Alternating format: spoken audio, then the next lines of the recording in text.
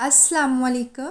Welcome back to life in kingdom. I hope कि आप सब बिल्कुल ठीक हैं, खुश हैं। अल्लाह पाक आप सबको अपने हिफ्ज़ो अमान में रखे, आमीन। आज ना फ्राइडे था। फ्राइडे को बच्चों को छुट्टी होती है तो आज ग्रोसरी करेंगे। हम अक्सर फ्राइडे को ही ग्रोसरी करते हैं। ग्रोसरी भी आपसे शेयर होगी, डिनर भी आपसे शेयर किया जाएगा। और लंच में मैं एक ज़बरदस्त सी आलू गोश्त की रेसिपी तैयार करूँगी। ये बहुत मज़े का तैयार हुआ था। ब्रेकफास्ट में ये मैं अंडा थोड़ा सा ऑयल डालकर फ्राई कर लूँगी और रोटी तैयार कर रही हूँ। मैं और मेरे हस्बैंड सुबह के टाइम पर रोटी ही लेते हैं। पराठा हम बहुत कम यूज़ करते हैं। बच्चों को मैं पराठा वगैरह तैयार कर देती हूँ और ख़ुद और मेरे हस्बैंड हम लोग ये ड्राई रोटी ही लेते हैं, चपाती ही खाते हैं। बेटियों को भी मैं कभी कभी ये खिला देती हूँ। उनको स्कूल मैं कभी भी खाए बगैर नहीं जाने देती, कुछ ना कुछ उनको ज़रूर देती हूँ। मेरे मोहम्मद की तबीयत ठीक नहीं थी तो मैंने उसको इस तरह से दूध में सेमियाँ डालकर पका दी, रोटी या पराठा। उसको हल्का सा रात को बुखार हुआ था तो रोटी और पराठा उसके लिए सही नहीं था। तो अब ये ग्रीन टी मैंने रख दी और इसमें स्टीविया शुगर ऐड करेंगे। हम लोग स्टीविया शुगर ही यूज़ करते हैं। ये फ्रेंच बीन मैंने रात को तैयार किए थे, आलू और जो ग्रीन वाली फलियां जिसको लोबिया की फलियां बोलते हैं वो मैंने तैयार की थी। अब ये टोटीला इस तरह से स्प्रेड करके आलू मैश करके उसके ऊपर लगा लगू के अंडा फ्राई करके ऊपर डालकर इसको रैपिंग करके थोड़ा सा पैन में इसको सेक कर लंच बॉक्स में मैं डाल दूँगी। और ग्रीन टी में मैंने स्टीविया शुगर डाल दी। सब्ज़ी दाल वगैरह इस तरह बनी हो तो सुबह को नाश्ते में ये पतली सी रोटी बड़ी ही मज़ेदार लगती है। फुल्की फुल्की सी फूली फूली सी रोटी गरम गरम, और साथ में दही भी रख देती हूँ मैं इस तरह से। सब्ज़ी, ये सब्ज़ी भी बहुत मज़ेदार तैयार हुई थी। ये ना ऑलमोस्ट 1.5 किलो मटन है। इसको मैंने अच्छी तरह से साफ़ कर लिया। अब इसको उबलते पानी में ना 1 मिनट तक रख कर इसको ब्लांच कर लेंगे। जो भी इसके अंदर फ़ैट और ब्लड होगा ना वो पानी में रिलीज़ हो जाएगा, इस तरह पानी की सतह पर आ जाएगा। मैं तो इसी तरह से गोश्त को साफ़ करती हूँ। फिर ये जो कोलेस्ट्रॉल वगैरह होता है ये नहीं करता, बिल्कुल इसके अंदर स्मेल नहीं रहती। इस तरह से देखें सारी चिकनाहट इसके ऊपर आ गई। अब इसको इसी तरह हम ड्रेन कर देंगे। बिल्कुल ठंडा पानी नहीं इसके ऊपर डालना, वरना गोश्त का स्टफ़ जो होगा ना वो चीड़ा हो जाएगा। अब इसको कुकर में गलाएंगे 10 से 15 मिनट के लिए। अब गोश्त को कुकर में डाल देंगे। सॉस पैन में मैं पानी गर्म रखा था वो डाल देंगे। 1 चम्मच मैंने इसमें चार मसाला, 1 चम्मच हल्दी पाउडर, 1 चम्मच कश्मीरी देगी मिर्च डाल दी, 1 चम्मच इसमें लहसुन की पेस्ट और 1 चम्मच अदरक की पेस्ट, 2-3 बे लीफ डाल देंगे। और प्याज ये 6 मीडियम साइज़ के प्याज कट करके इनको मैंने पानी से अच्छी तरह से वॉश कर लिया था। इनको डालकर लिड लगाकर और नीचे आंच को मीडियम कर देंगे और 10 मिनट तक इसको कुक करेंगे। और ये आलू इसमें डालेंगे। आलूओं को धो लिया अच्छी तरह से, इसका पीलिंग वगैरह करके इसके इस तरह से क्यूब बना लेंगे। ये 6 मीडियम साइज़ के टोमेटोज़, इनकी पेस्ट मैंने तैयार कर ली। अब ये तंदूर की रोटियां मेरे हस्बैंड ले आए, इनको उन्होंने शापर में डाला था तो मैंने फ़ौरन निकाला, इसको हॉट पॉट में रख दिया। हॉट पॉट में रख दिया, शापर गर्म था। प्लास्टिक जो होता है ना वो गर्म होकर चीज़ों में मिल जाता है तो वो हमारी सेहत के लिए बिल्कुल भी अच्छा नहीं रहता, इसलिए मैंने इसको हॉट पॉट में डाल दिया। अब इसका कुकर का लिड मैंने उतार दिया। अब इसको हम भुनेंगे, कढ़ाई में भुनेंगे, खुले मुंह वाले बर्तन में इसको भुनेंगे। अब इसमें मैं डाल दूंगी आधा कप देसी घी। देसी घी में गोश्त का ना टेस्ट बड़ा ही अच्छा आता है। जब गोश्त को पकाते हैं ना देसी घी में तो इसका एक डिफरेंट सा ही टेस्ट आता है। तो ये भुना हुआ कुटा हुआ ज़ीरा 1 टीस्पून, 1 टेबल स्पून धनिया पाउडर रोस्ट किया हुआ और 1/6 टीस्पून इसमें जायफल और जावित्री का पाउडर डाल देंगी। और ये खड़े मसालों में ये ब्लैक इलायची, लौंग और दालचीनी का टुकड़ा, इनको मैंने पानी में ना डिप कर दिया था ताकि इसकी गर्मी वगैरह पानी में निकल जाए, कलर वगैरह पानी में ना निकल जाए और ये ज़रा थोड़ा सा ना साफ़ हो जाए। इसमें ना अब टमाटोज़ की पेस्ट भी मैंने ऐड कर दी और इसको डालकर भूनेंगे। एक ये सब्ज़ मिर्च डाल दी, इसके साथ बड़ा अच्छा टेस्ट आता है। आलू डाल देंगे, फिर हमने ना दही अभी नहीं डालना। अगर हमने अभी इस पॉइंट पर दही डाल दिया ना तो आलू बिल्कुल भी नहीं गलेंगे। पक पक के ये ग्रेवी बिल्कुल डल हो जाएगी, काली हो जाएगी, लेकिन आलू नहीं गलेंगे। जब आलू 80% तक कुक हो जाएंगे ना फिर हम दही डाल लेंगे। ये आलू को गलाने की एक टिप है, ज़बरदस्त है। अगर हम पहले ही दही डाल देंगे तो फिर आलू इसी तरह हमें तंग करेंगे, ये नीचे लगता जाएगा और फिर ये डल सी ग्रेवी हो जाएगी। जब 85% तक ये आलू कुक हो गए, थोड़ा सा मैंने लिड लगा दिया था ताकि स्टीम में पक जाए। अब इसमें गोश्त डाल देंगे कुकर से निकाल कर, और जो इसकी होगी ना यखनी, इसको छान लेंगे ताकि यखनी के अंदर जो प्याज वगैरह होगा ना, जो हमने लहसुन अदरक की पेस्ट डाली थी वो गली होगी ना, तो वो छन्नी पर थोड़ी सी वो इस तरह से निकल जाएगी इस तरह छन्नी पर। तो इसको भी अब छान कर इस ग्रेवी के साथ ना भून लेंगे ताकि ये सारा एक जान हो जाए। अब इस पॉइंट पर हमने आंच को ना हल्की ही रखना है, हल्की आंच पर इसको कुक करते जाएंगे। चटपटे में ना मैंने ये सब्ज़ इलायची को पीस लिया पाउडर बनाकर, इसको भी मैंने ना इस तरह से ऐड कर दिया। इसके साथ बड़ी अच्छी फ्रेगरेंस आ जाती है कौरमे में, ये आलू गोश्त में। अब थोड़ा सा मैं निकाल लूँगी क्योंकि भुना हुआ मटन बच्चों को बहुत पसंद है। इस तरह से मैंने इसको थोड़ा सा निकाल लिया और बाकी में ये यखनी अब ऐड कर देंगे। यखनी ऐड करके नीचे हमने गैस का फ्लेम मीडियम कर देना है, मीडियम फ्लेम पर फिर हम इसको कुक कर लेंगे। बस अब ये रेडी है। इसमें आलू भी टेंडर हैं, मटन भी टेंडर है और यखनी भी बिल्कुल पकी हुई हमने डाल दी। अब और ज़्यादा नहीं पकाना, वरना ये ना बहुत गाढ़ा हो जाएगा। बस मैंने इसको इतना ही रखना है। ये बेहतरीन सा ये सकुलेंट सा आलू गोश्त तैयार है। जब हॉट पॉट से रोटी को निकाला तो वो रबड़ी थी, तो मैंने सोचा कि अब इसको दोबारा तवे पर सेक लेते हैं। जब मैंने मीडियम आंच पर इसको तवे पर सेका तो ये बिल्कुल फ्रेश लुक में आ गई, बिल्कुल भी चिड़ी नहीं रही और गरम गरम ऐसे ही इसकी लुक थी जैसे कि अभी हमने इसको तंदूर पर लगाया है। तो चलिए अब ये सारा हमारा मील तैयार है। इस तरह का आलू गोश्त आप ज़रूर तैयार करें ईद के मौका पर, या घर में दोस्तों की दावत हो ना तो आपको बड़ा ही मज़ा आएगा। सैलड तैयार कर लिया और मैंने थोड़ी सी धनिया पुदीने की चटनी तैयार कर ली। अब इसको हम गरम गरम सर्व कर लेंगे और आई होप कि ये रेसिपी आपको बहुत ही पसंद आएगी। आप इसको ईद के मौका पर या फिर दोस्तों की गैदरिंग में ज़रूर तैयार करें इस तरीके से। वाकई बहुत मज़े का ये आलू गोश्त तैयार हुआ और इसमें ग्रेवी भी है।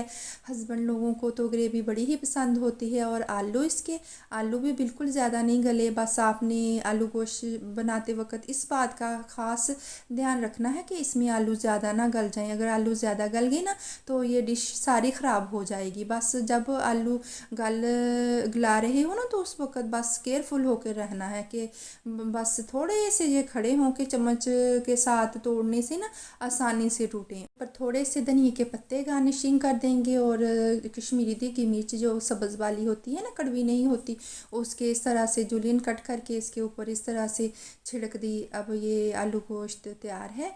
आई होप आप इसको ज़रूर ट्राई करेंगे और मुझे अपनी दुआओं में याद रखिएगा, बिकॉज़ मैंने अपनी बेस्ट रेसिपी आप लोगों के साथ शेयर की। ये रेसिपी आपके बड़े काम आएगी आपके स्पेशल मौक़ों पर, ईद के मौका पर, और घर में पार्टी हो और रमज़ान की अफ्तारी में आप इसको ज़रूर ट्राई करें।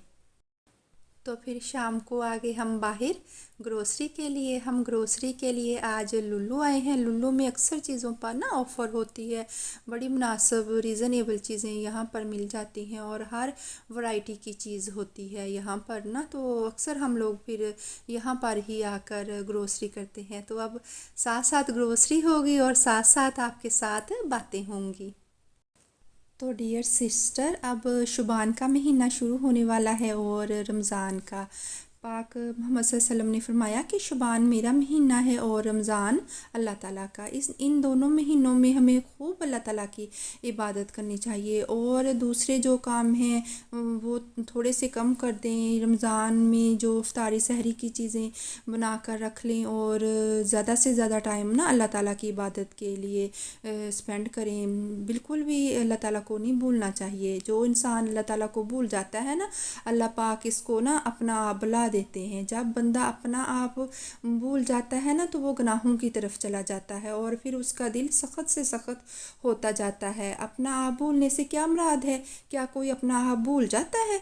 क्या आपके घर में अगर गेस्ट आ गए हैं अचानक से, आपने साफ़ कपड़े नहीं पहने, तो क्या आप इस हालत में अपने मेहमान के सामने आसानी से चले जाएंगे? तो आपको थोड़ी सी शेम नहीं फील होगी?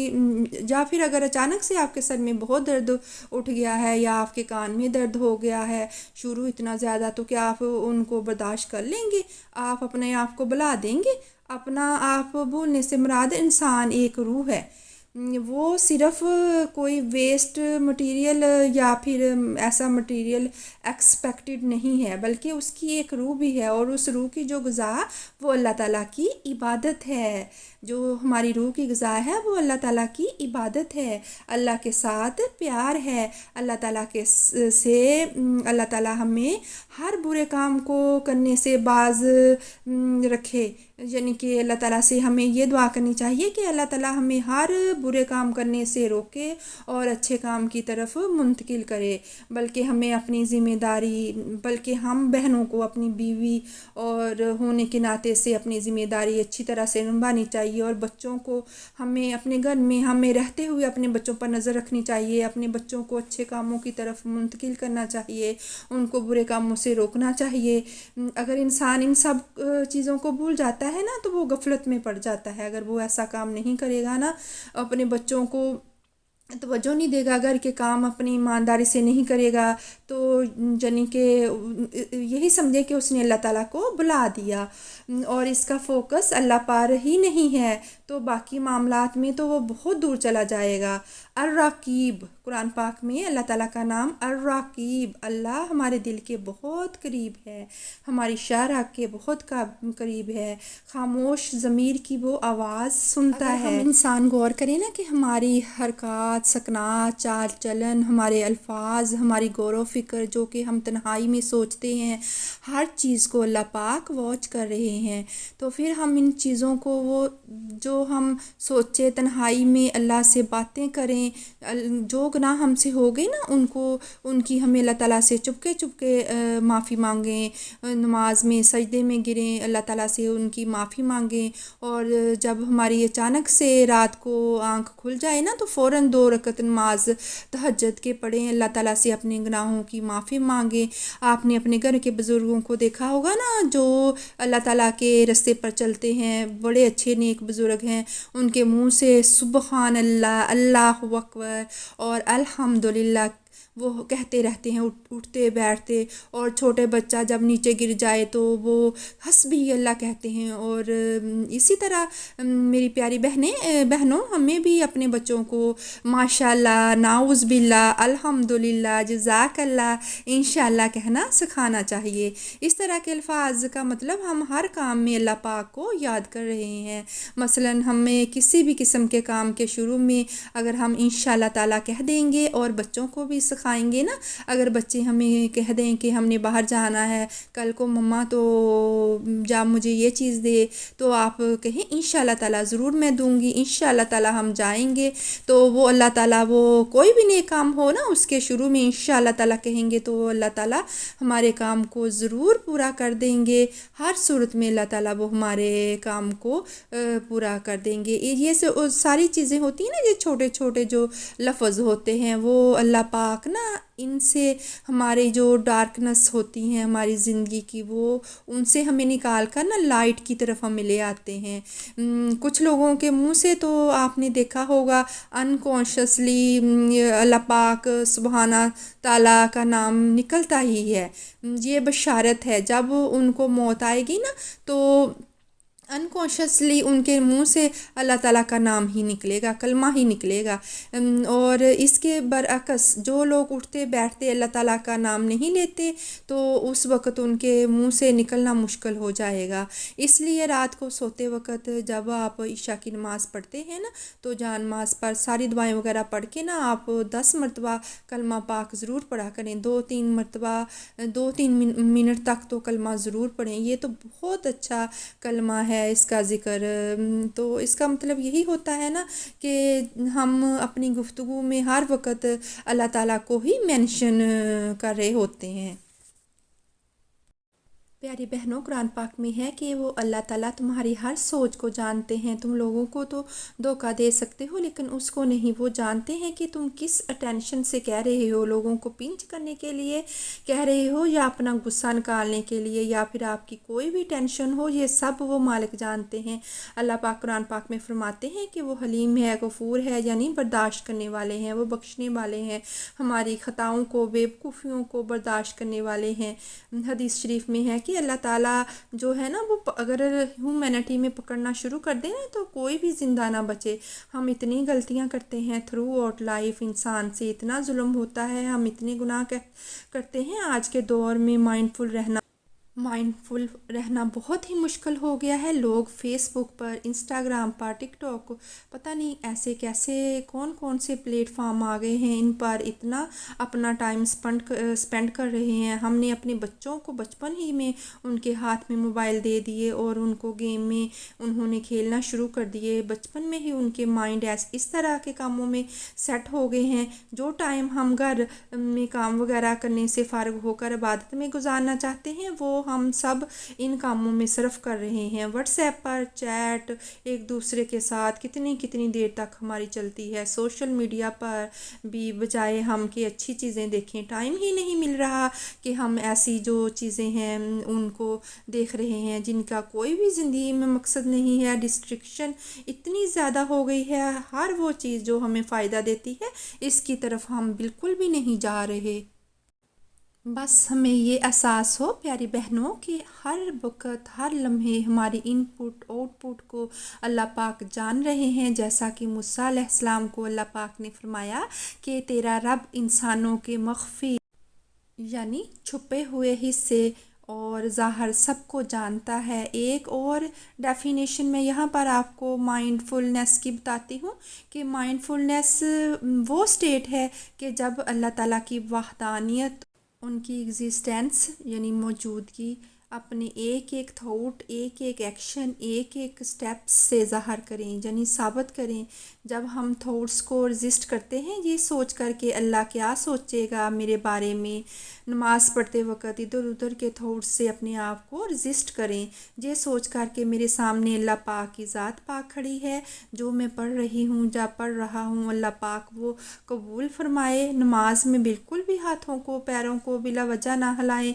अपने बच्चों को भी इसी तरह से समझाएं कि बिला वजह आप कोई भी हरकत व सकनात ना करें नमाज में, बिल्कुल भी ये सारी चीज़ें उनको बताएं।